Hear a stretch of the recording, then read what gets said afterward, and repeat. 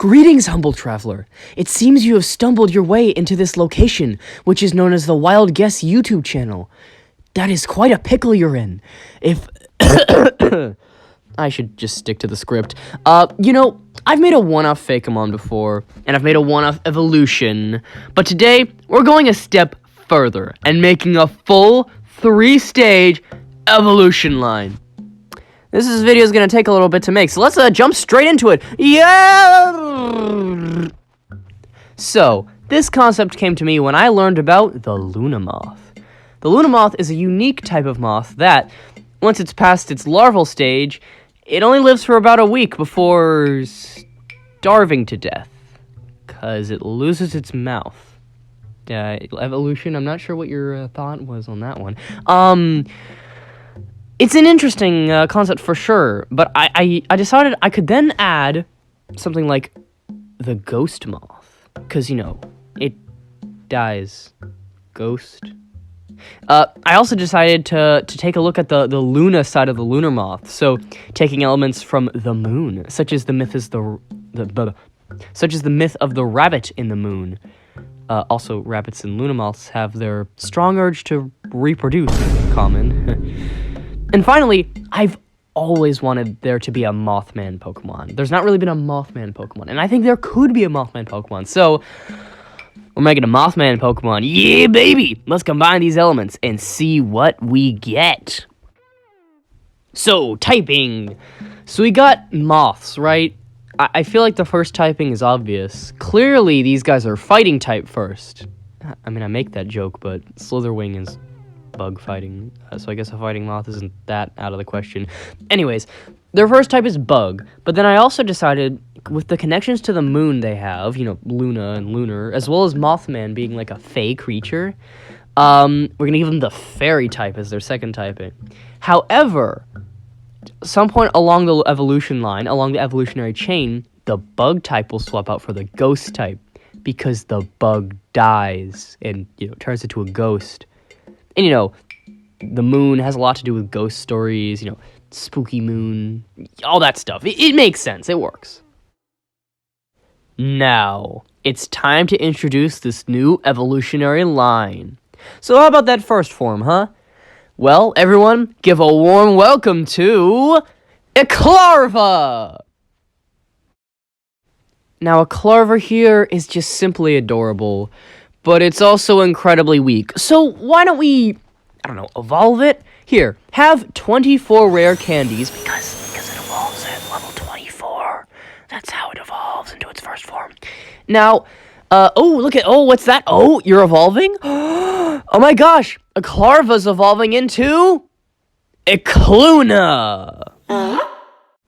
Oh, just look at you. You're so precious and adorable. Oh, I love you so much. Oh, look at you. Oh, look at that. I got your friendship awfully high. I wonder what happens. Oh, look at that. Now that you have high enough friendship, you're evolving into your final form. Introducing a Cryptorist. Alright, let's go over these names. First up, a Clarva's name is a combination of eclipse and larva. A Kluna is then eclipse, Luna, and lunar. And finally, a Cryptorist is a bit more complex. It's eclipse plus crypt, like the one you'd find ghosts in, nocturnal, ter is in Cryptorist, extraterrestrial, like the moon, and the phrase laid to rest, all together to form a Cryptorist. Let's get into the designs. A Clarva is a combination of both the larva of a Luna moth and a ghost moth, the green parts being for the Luna moth, the brown parts being the ghost moth. It also additionally has this lighter color, including one on its forehead, that's meant to be the same color as, the full moon. I imagine these would maybe glow when it's using fey power.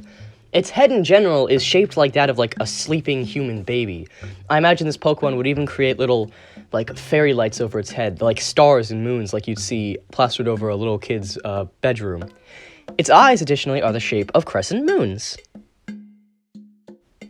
When evolving into a Kluna, it loses its mouth, as does the Luna moth. but instead it has these big, adorable eyes, and on its forehead, instead of being a full moon, it's now a crescent moon, albeit rotated a little bit. Its antennae are shaped like that of rabbit ears, to reference both the whole rabbit and the moon part of its concept, and, rabbit moths, or bunny moths as they're called. Its wings are that of a Luna moth, additionally with some of the color schemes of a ghost moth, and it has crescent moons on its wings. It's also just very fluffy. I like those moths are. Very huggable. Now, a Cryptorist is where this design really shines.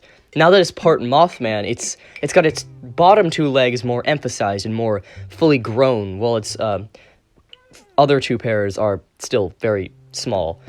Its face, also, the crescent moons are now acting sort of like eyelashes around its eyes.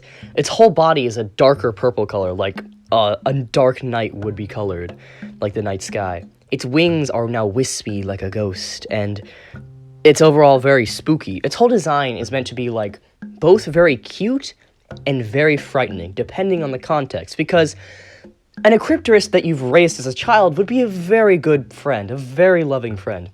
But if you encounter one in the woods at night, going on my normal night walk, you're prey to it. Yeah, so it's a big mix between the two.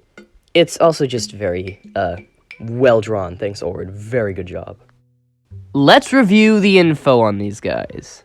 A Clarva is a bug fairy type with the classification of the lunar Pokemon.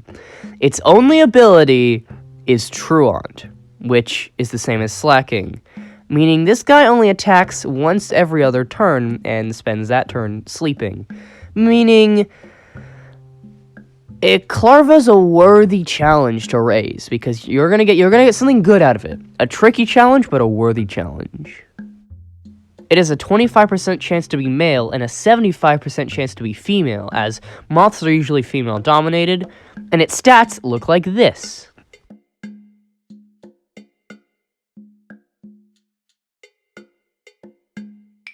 A Kluna is the same typing and classification as a Clarva, however its ability changes to this line's signature ability, Soulmate Scales. Soulmate Scales causes the user to lay enchanted scales at the enemy's feet in battle. These scales act like spikes or other entry hazards, and cause every Pokemon that switches in to get the effect of infatuation, which basically means like what Attract does, but as a trap. Yeah, that. Akin to its pre-evolution, it's obviously still 25% male and 75% female, and its stats look like this. Now, a Cryptorist swaps its bug typing out for Ghost, and has the new classification of the Apex Pokemon. However, its ability stays the same. And, obviously, it's still 25% male, 75% female, and its stats look like this.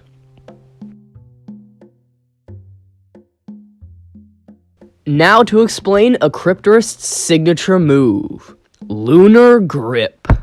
Lunar Grip is a 60-power special Ghost-type move. With this move, a Cryptorist uses its claws to crush its opponent. This move acts like a combination of Wrap and Destiny Bond. It keeps affecting the opponent for a few turns, doing 1/8 of their health each turn. Additionally, if the opponent KOs a Cryptorist while this move is active, the opponent will also be knocked out, like Destiny Bond. A Clarva gets a very small selection of moves. In fact, it only gets 4: Rest, Snore, Moonlight, and Swift. Upon evolution, a Kluna can actually learn a wide variety of moves.